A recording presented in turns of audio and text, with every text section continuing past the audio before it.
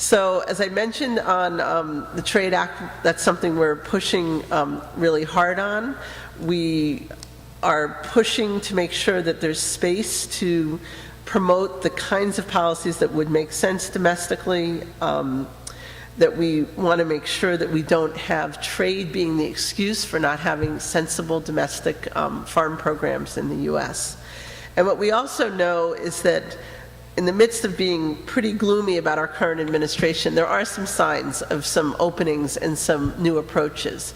And one of the major one is a very real commitment to looking at some of the concentration and some of the consolidation that's happened in the agriculture area. And the head of the Antitrust Division at the Department of Justice has teamed up with the Department of Agriculture and announced a series of workshops or public forums that are going to start in Iowa in March and run probably through the summer to really look at what's happened with the lack of competition in the seed industry, in the cattle industry. They want to look at dairy, but we think they've already looked at dairy enough and they need to just take action on some already pending investigations.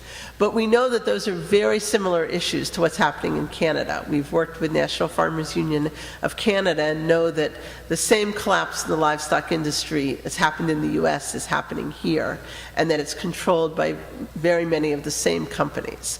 So one of the things that we're hopeful on is that by us being able to get our Antitrust Division and our Department of Justice to take action and to build in some new rules, and new rules that some may say are not quite promoting free trade, but they're rules that are necessary to make sure that farmers and ranchers get more control back over their products and their commodities and are not just totally vulnerable to the kinds of actions that have been taken by so many of the livestock corporations and companies in the last decades.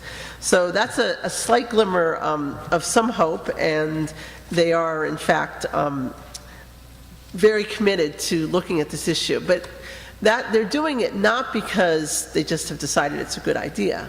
They're doing it because they felt political pressure. And Senator Feingold, who's a senator from Wisconsin, some of the senators from New York, they made this a top priority for the new Department of Justice to say you can't ignore this any longer. You've ignored it for 3 or 4 decades.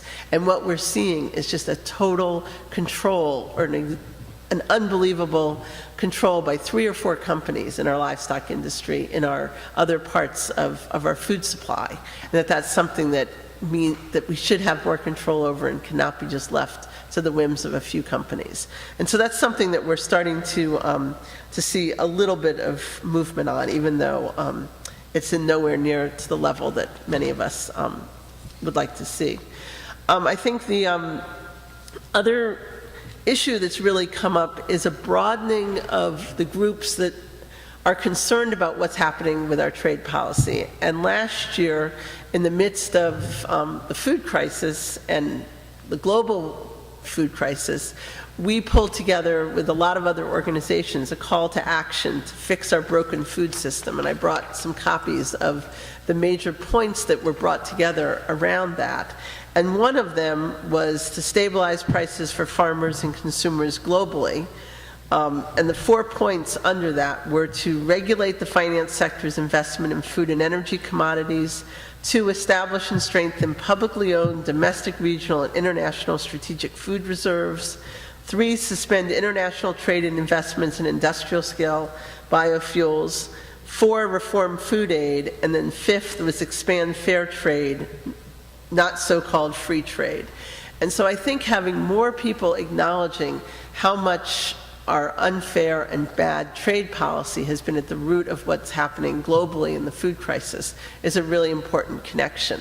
Because for us to be in a position to halt the expansion of other bilateral agreements, we need to be able to say that policies like NAFTA, and agreements like NAFTA have failed, as Manuel was saying, at every step, and that we need a totally different approach to the trading system, and one that really, in our view, values the products that people are producing, the work that people are contributing, and the labor and the real costs of production and the real cost of the environment at every step of the way, instead of what we've seen in all the work that I've been doing on this issue, putting us in the defensive of having to say, we want this kind of we don't want this policy, and instead being able to say, these are the kind of policies that we feel truly will work. The comment was made about loss of sovereignty, and I think that one of the lessons that we've brought back from some of the work we've been doing globally is trying to really look at the whole concept of food sovereignty. And I know in Canada, I think this term is better known and more accepted than it is in the US. But when our farmers from the US went to international meetings, they came back and said, we're going to join this global campaign on food sovereignty. And we said, well, first we have to define what does that really mean to us in the US, and how do we build a campaign around that?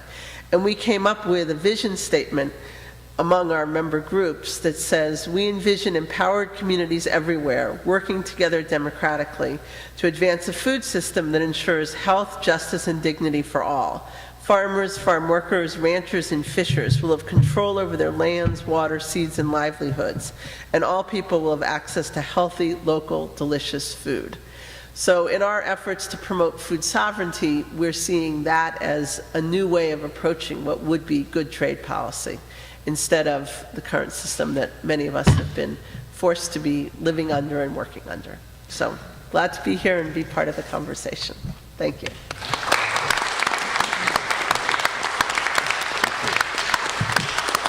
Thank you very much, Kathy.